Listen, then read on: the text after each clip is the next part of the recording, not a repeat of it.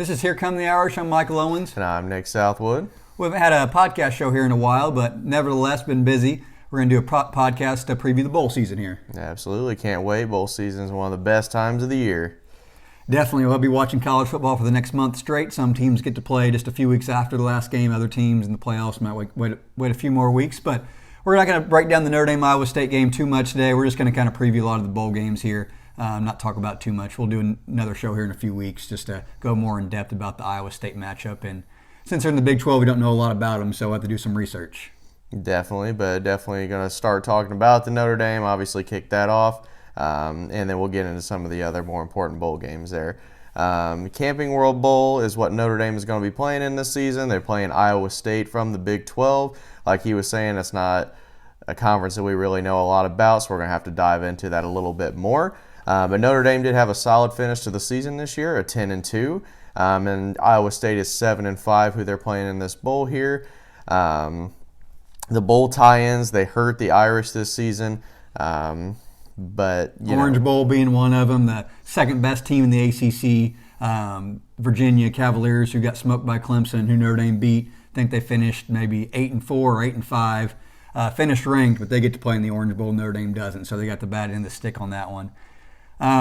Like you were saying, the Camping World Bowl, that just doesn't have a pop to it. I mean, I know it's not one of those New Year's Six bowls, but still, I would take a bowl game like the Alamo Bowl or the Citrus Bowl. Those have just had those long-time bowl feels. Camping World Bowl, I don't know how long Camping World Bowl has been in existence, but just not one of those marquee bowl games. I mean, we still want to see Notre Dame play, but after going 10-2, you would expect a bigger game.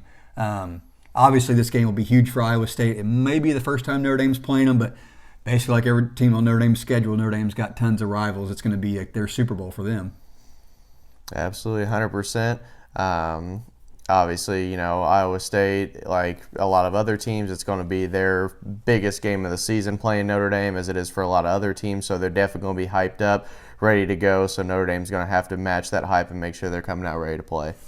Yeah, I don't think any players for Notre Dame are sitting out at the meantime. I can't think of all the guys who may or may not be going in the NFL or anything like that. I haven't really looked at that yet. But I don't think anyone's sitting out. But Iowa State's definitely going to be big-time motivated. I mean, like a 7-5 team playing against Notre Dame. We went 10-2. They're going to be motivated for that one. And I have down here, it's like I tell you all the time, lose-lose situations. Absolutely. If Notre Dame wins, no one really cares. If Notre Dame loses, everyone's going to say something about it. So Notre Dame doesn't have anything to gain by this, unfortunately.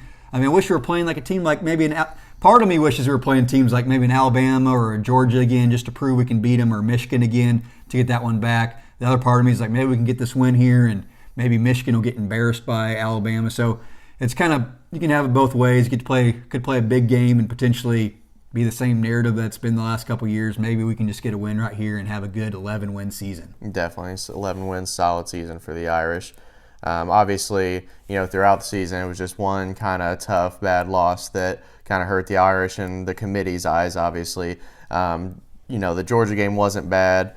Tough there at the end of the game. They had a chance to win. That wasn't really the bad loss. That Michigan, getting blown out by Michigan, was a tough loss for Notre Dame this season. Yeah, I went to a lot of games this season. We were just at the Cincinnati UCLA game. Seemed just like yesterday. That was like 3 months ago. That Thursday night football game, one of the first games of the year. Then went to the Notre Dame at Louisville, the Notre Dame at USC. Like you're saying, the one bad loss. The Georgia game wasn't a bad loss. I mean, Notre Dame was like on the 40-yard line driving. They could have won that game on the road. I know Georgia's not as good as we thought they were. I mean, I guess they're still ranked 5th because they lost to LSU. But I almost went to Georgia and won, which almost hardly anyone does. I guess South Carolina did. But with that one bad loss, I did go to Ann Arbor for that Notre Dame-Michigan game. It was on my bucket list, unfortunately. Usually the Irish win about every game I go to. Unfortunately, right there, that was a bad memory. I definitely have on my bucket list to go back there when Notre Dame plays there in about 15 years and see them actually win there. But that game in Ann Arbor, it was awful weather conditions. Michigan was playing their best football of the year at that game, and Notre Dame had their worst game in a long time. They seemed to not play well in those conditions. I don't know if it was conditions, a lot of other factors, but one bad loss, really. I mean, went 10-2, barely lost to Georgia. I mean, got smoked by Michigan, but then again, everyone's kind of forgotten Michigan got smoked by Wisconsin, which and Purdue beat Ohio State last year, and the year before Iowa beat them a couple years back. So like a lot of teams get smoked, but Notre Dame seems like everyone just remembers that, even though they finished the year on like a 5-game win streak. They crushed Navy, who's ranked. They beat Virginia Tech. They beat rival Stanford, beat Boston College, and they crushed Duke. They crushed a lot of teams, and they only moved up like 1 or 2 spots in the rankings. But I mean, it's kind of, I guess, it's their own fault. Yep. And then one other thing being for this whole season, 3 straight years of great seasons for Notre Dame. They 10-3 a couple years back, beat LSU in the bowl game. They won 2 straight bowl games against them.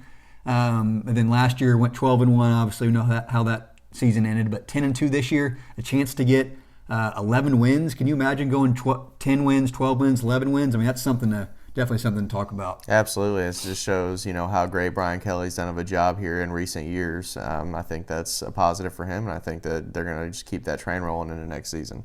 Yeah, and like we said, just off the top of my head, Lambeau Field next year against Wisconsin. Wisconsin always plays good teams really well. We just watched the Big Ten championship game, as well as Clemson coming at Notre Dame. And if Clemson finishes this season out undefeated and they start next year off on a good start, they could be like a 40-game win streak coming to South Bend. And that would be like the biggest game, obviously, in my lifetime.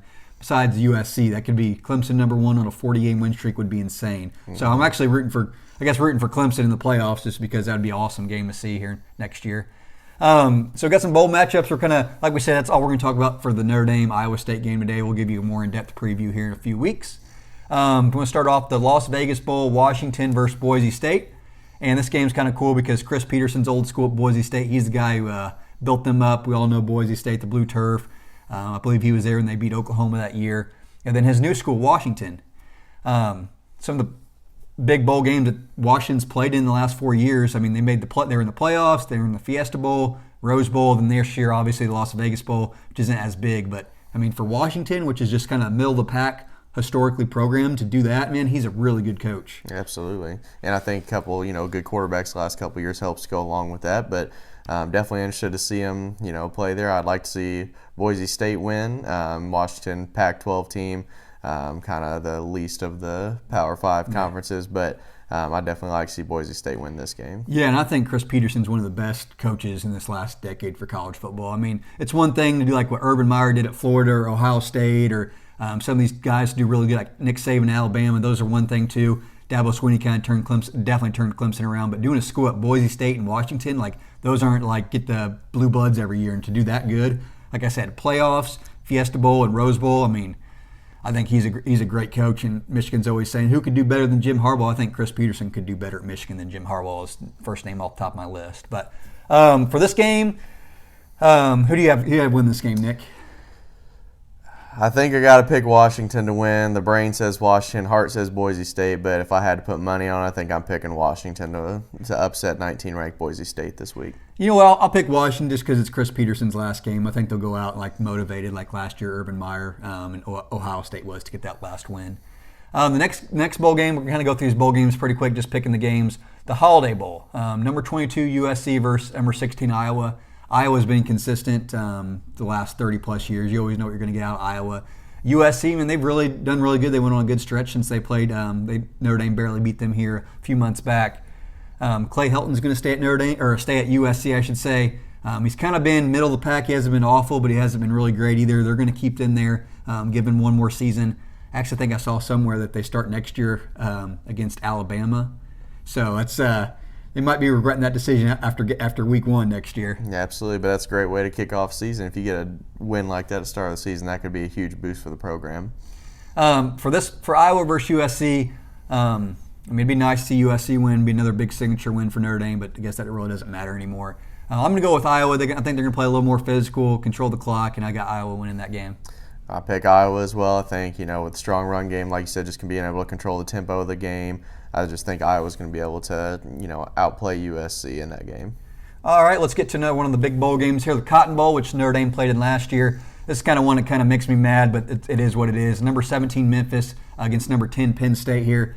Obviously, the best non-Power 5 team gets to play in this bowl game, Memphis, which I think Notre Dame would be a better draw to play in the Cotton Bowl. But that's just how the bowl tie-ins work against Penn State. Penn State lost at Minnesota, and they lost at Ohio State. This game, we have Mike Norvell headed to Florida State. So I remember we went to the Florida State game last year. Florida State's been, ever since Jameis Winston went, they were on a 25-game win streak, won the championship, went to the playoffs the next year and got smoked by Oregon. Ever since then, just kind of spiraling out of control there at Florida State. So they got a new good coach there in Memphis. He's a great coach. He'll probably turn him around there. I think Notre Dame plays there here in a couple years at Florida State. So I expect them to be back towards their 9-10 win seasons plus and be in the playoff talk with Mike heading there. For sure. I think that, like you said, after Jameis left and with Jimbo exiting, I think they've kind of lost their way as a program. But I think this guy coming in here, with what he's done in Memphis, can be able to turn the program around. Yeah, I mean, like I said, we were saying before with Chris Peterson, if he can do that at Boise State and Washington, if Mike can do that at Memphis and be consistent there, and he beat Cincinnati back-to-back games this year and won I think the American Athletic Conference, something along those lines. I mean, if you can do it at schools like that, then you can coach. For this game, Memphis versus Penn State, I'm actually going to go Memphis. I know it's his last game, I believe. Since he's going to Florida State, I still believe he's going to coach in the game. It just means more to Memphis. They're going to probably run some trick plays, and it just means more to them. Penn State, definitely they would rather be in the playoffs there. They still haven't gotten the playoffs there under their coach. But I think Memphis is going to win this game. I'm going to have to pick Penn State against you this time. I think that Penn State is going to be able to win because I think they may have a little chip on their shoulder of like, hey, we had to play teams like Ohio State, like the teams that are in the playoffs, so you can't really hold one bad win against us, just kind of like the Notre Dame game against Michigan, their bad loss at Minnesota. But I think Penn State comes out to play, and I think they're going to take it home. Next game we got here is the Orange Bowl, number 24 Virginia versus number 9 Florida. This is the game that kind of makes me mad the most. Like all these bowls have the bowl tie-in games, obviously the SEC, and then the second best team in the ACC gets to play in this game. And Virginia, and if Notre Dame's kind of getting to play their 5 games each year in the ACC, I don't know why they couldn't be accepted into this. I know some of the sports writers out there, I see them on social media all the time. That's not how it works. That's not how it works. I'm like, these people don't do it for I see some sports writers out there saying, why is Notre Dame not playing in the Orange Bowl? Some people comment that, and the sports writers are like, that's not how it works. I'm like, quit harping on the average fan. They don't know that's not their full-time job. But nevertheless, Notre Dame should be in this bowl game, in my opinion, even though it's not how it's supposed to work. Notre Dame beat Virginia. Virginia has like 4 or 5 losses. They got smoked by Clemson. Nevertheless, this game's going to be played anyway. Who do you have winning this game? I think it's pretty easy. I think everybody's going to see Florida win that game. I think they're going to win it very handily.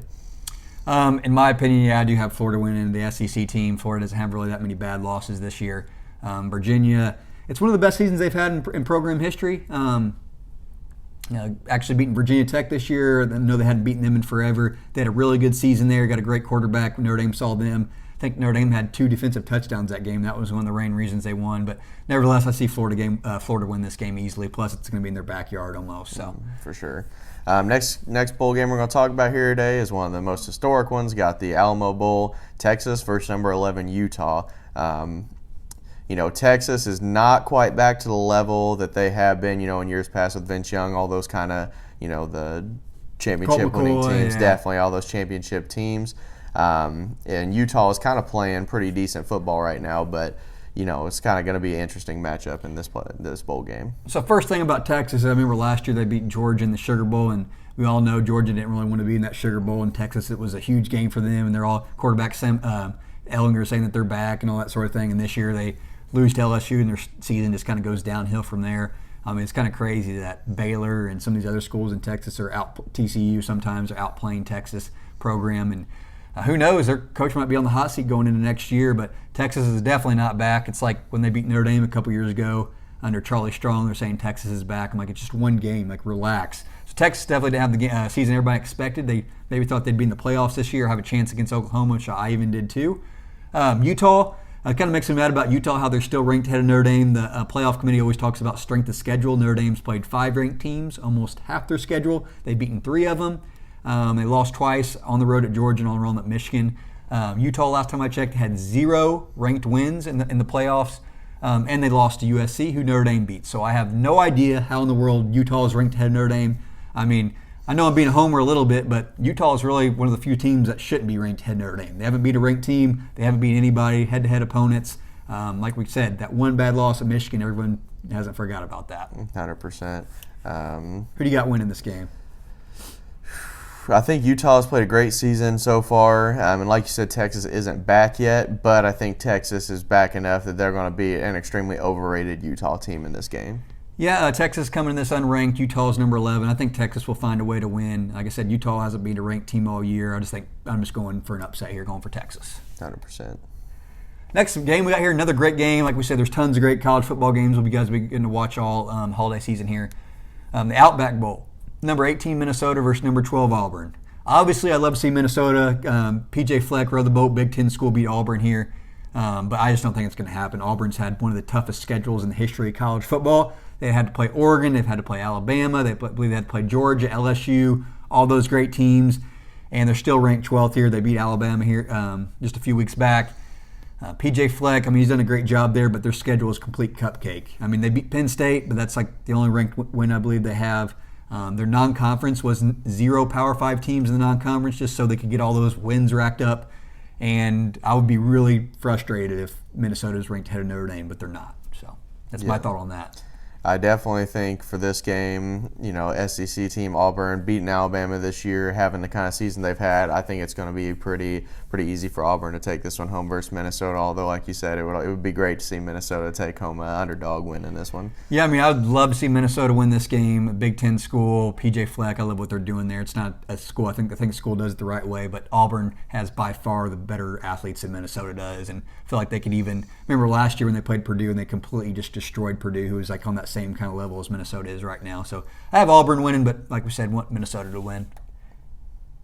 And the next bowl game we got coming up is going to be the Citrus Bowl, number 14 Michigan versus number 13 Alabama. Kind of think, the 10-2 season by Alabama. Obviously, Tua going down doesn't, help them going into the bowl game. Michigan being 9-3, they had a very solid win over Notre Dame, but other than that, it kind of has just been a mediocre season at best for Michigan, I feel like. Yeah, it'd be funny to see Michigan get 4 losses this year. And I don't like either one of these schools.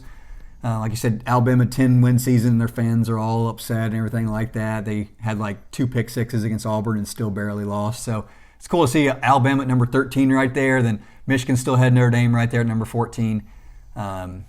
But I remember last year the conversation when Notre Dame beat Michigan at the end of the year, like, oh, Michigan's different. Well, Notre Dame's different this year after they lost to Michigan. They've gotten better, but no one's having that conversation now for some reason.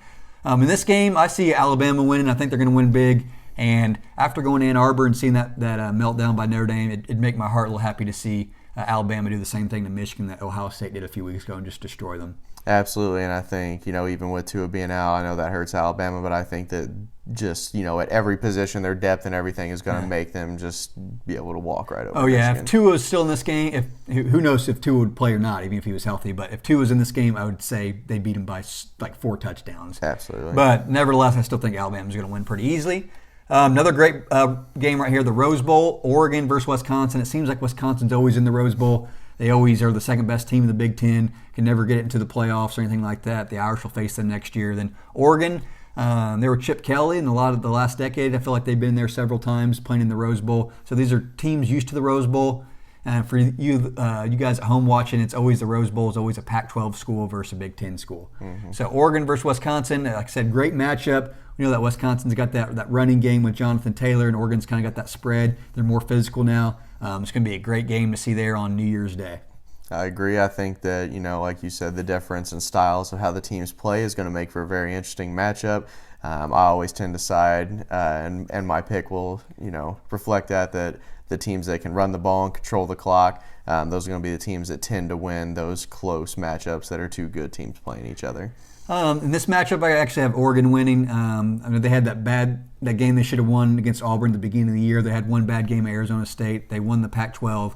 Wisconsin always plays above their talent level, but they can never win the big game. I know we're saying that as Notre Dame fans, but Wisconsin can never win the big game, like whether it comes to Ohio State or someone like that. I see Oregon. This is going to be a really close game. Oregon's quarterback, Justin Herbert's going to continue to stay hot like they did against Utah, and I think Oregon's going to win this. I'm going to have to go against you this time. I think Wisconsin's going to be able to get this win. I think that they're going to be able to take Oregon out of their, quick pace, fast rhythm with the spread offense. I think that Wisconsin's going to be able to get nitty-gritty with that running game, play a little bit more physical, be able to pull out an upset against Oregon. Yeah, not to go against you, but I'd be thinking that too. I'm like, Wisconsin had a 14-point lead against Ohio State in the Big Ten championship game. I'm like, they'll be able to run this clock out, and then somehow Ohio State scores like 28 points unanswered against Wisconsin's offense. But we'll see. That's why they play the game. Absolutely. Absolutely. The next one, the Sugar Bowl, Georgia again versus Baylor. Let me touch on Baylor real quick. Matt Rule has done a great job. He was at Temple when Notre Dame played there in Philadelphia a couple years back when they had College Game Day there and everything. He's done a good job at Temple. like we said, if you can do good at Temple, you can do good about anywhere. He came in Baylor, which was kind of, I think, had a 1-11 season or something like that under Art Briles had been there before. They had like the air raid offense and big high-powered offense. They had all kinds of stuff going on there, bad behind the scenes. And Matt Rule comes in there and completely turns it around. The only 2 losses they had all year were against the Oklahoma team. And those games were extremely close. One was overtime, and one they blew a 24-point lead, unfortunately. But props to Baylor. And obviously, we're familiar with that Georgia opponent, whose Notre Dame's played 2 of the last 3 years. But what do you think about this matchup? I think that Georgia's going to be able to pull this one off. I think anytime you got great quarterback play like a guy like Fromm, I think that sets a team above a team that like Baylor, who yes they are playing at an excellent elite level right now, only losing to Oklahoma twice. But I also don't think Oklahoma is quite the talent level of those teams of the SEC, your Auburn's, your Alabama's, Georgia, so on and so forth. Yeah, I love the Baylor story, kind of like Baylor, Minnesota, some of these teams with good coaches. And I feel like they do it the right way, and we never know behind the scenes, but. I'd like to see Baylor win, but Georgia's has so much talent they have from. And I think Baylor's quarterback, their first and second string might have got hurt in the Big 12 championship game. I'm not sure if they'll be back or not. Even if they are, I still think Georgia has the more talent. Even though they might not be as motivated, I still think Georgia's going to win this game since Jake Fromm's probably last game there. 100% agree with you. All right, Gator Bowl, IU versus Tennessee. What are your thoughts on this one? Love to see the Hoosiers finally make a bowl game. Love to see a great season for them. Wish they could have beat that Penn State. That would have been an awesome game. But I gotta go with IU. That's the second favorite team behind Notre Dame. Gotta pick them for the upset versus Tennessee. So I was looking at Tennessee, looking at the bowl games. I didn't even realize Tennessee got up to 6 wins. I know they started off awful this year. They've had so many problems the last decade there at Tennessee. But IU, we know a lot of that's kind of in our backyard. IU's got, I believe, 8-4, beat Purdue for the Oaken Bucket. That was a great game. So they did. I think all their 8 wins were against teams that are combined like 24 and like 60 or something like that. So they beat up on a bunch of bad teams that went like UConn. Maybe went like 2-10. Now they're like Eastern Illinois or someone like that went like 1-11. Teams like that they got a lot of their wins against. But this game means everything for IU. I think they have the country's longest bowl win drought since like 1991 or something like that. The last Power 5 team not to win a bowl game. Obviously, that means everything for them. If they could get 9 wins, I think that's going to be like a tied for a school record. Tennessee, obviously, getting to that 7th win where they've been at, that's huge for their fans. But I believe in this matchup, I'm picking just IU to win because it means more to them. 100% agree. All right, down to our last few picks here, the playoffs. Oklahoma, number 4 versus LSU, number 1. And congrats for Oklahoma. They found ways to win. Lincoln Riley, they're so consistent at Oklahoma. They always make the most of what they got there. But LSU is just going to be too much. LSU's got the best talent, maybe behind right there with Ohio State and Clemson in the country. Those teams are so talented. And they actually have a quarterback. LSU's never had a good quarterback. I mean, when they played Notre Dame in the Citrus Bowl, they were picking up quarterbacks from Purdue to come down there and play quarterback. Joe Burrows is great there at LSU. They have, I believe, their offensive coordinator, quarterbacks coach, was with the Saints. So that's kind of making sense why all this is turning around. Love Ed Orgeron. I'd love to see an upset here, but I believe LSU is going to win this pretty easily. 100%. I agree. Joe Burrow is playing at such an elite level right now. Definitely going to make a fantastic pro quarterback just with all the extra things that he does on a football field. Love to see the fact, by the way, that Jalen Hurts is with a playoff contending team and Alabama's not in the playoffs. Love to see that. Yeah. Obviously not because Tua, was hurt, but the fact that Jalen kind of gets to go in there and be like, absolutely, I can do it for myself. Yeah, that's awesome. After Jalen Hurts left, and it's the first year this year that Alabama hasn't made the playoffs, and he's going to be in the playoffs. It's kind of like proving him wrong. You love to see that. Lincoln Riley, the last 3 years with quarterbacks, Baker Mayfield, Kyler Murray, and then now Jalen Hurts. He's quarterback guru. It's crazy. Oklahoma's back in there, but I think it's going to be like last year where Alabama just destroyed them last year. I don't think Oklahoma has the full, complete team to beat LSU. And then moving on to Clemson versus Ohio State. Let me make this point straight here. I don't care who wins the college football playoffs as long as it's not Ohio State. I can't stand Ohio State. So, number 3 Clemson versus number 2 Ohio State. Everyone's talked about how great Ohio State is this year. They showed some weaknesses against Wisconsin. I mean, they were running a fake punt on their own 30-yard line against Wisconsin. Like, come on, you guys are supposed to have better talent than them. You shouldn't have to do that. They went on to win the game and have a good second half. Nevertheless, Clemson will actually be able to match them close with talent. Trevor Lawrence, Travis Etienne, T. Higgins there, and the wide receiver, all these great guys for Clemson. They've been in these big games before, and they know what it takes. I know they're don't have as much depth at the defensive line as they did last year because they had 3 or 4 guys drafted in the first couple rounds. That was a big thing we discussed last year against the Notre Dame in the Cotton Bowl. Their defensive line was insane. I still believe Clemson's going to win this game. I definitely think looking at it from afar, you think, oh, well, Ohio State's just going to blow them out. And then you think about the fact that throughout the whole season, everybody's been wondering, is the committee going to put Clemson in the playoffs even if they go undefeated because their lack of a tough schedule and all that kind of stuff. And I think that Dabo's going to have them ready to go and be like, everybody's been picking against us all season. Let's go out there and show them that we deserve to be here and that we can go out and beat Ohio State. And I'll be straight up, if Notre Dame had Clemson's schedule, they'd probably be undefeated right now. I mean, Clemson didn't have to go to Georgia. They didn't have to go at Michigan. If Notre Dame had Clemson's schedule, they'd probably be undefeated right now if you think about it. But then again, Clemson the last couple of years, they've always had a bad game where they lost to Syracuse or a Pittsburgh or someone like that. Clemson always, his last couple of years, I didn't even watch them. They blow out a lot of games, but sometimes they have those close games just because they're not motivated. I mean, Clemson hasn't really been motivated this whole year. They haven't played anybody. They'll definitely be motivated and have some chip on their shoulder this game. They haven't had a chip on their shoulder against a lot of opponents this year.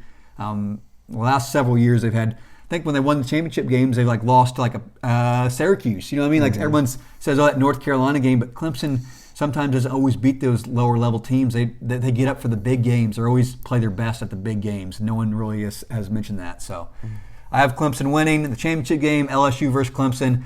I think LSU is just the team of destiny this year. I mean, they're a complete team, great quarterback who's going to win the Heisman.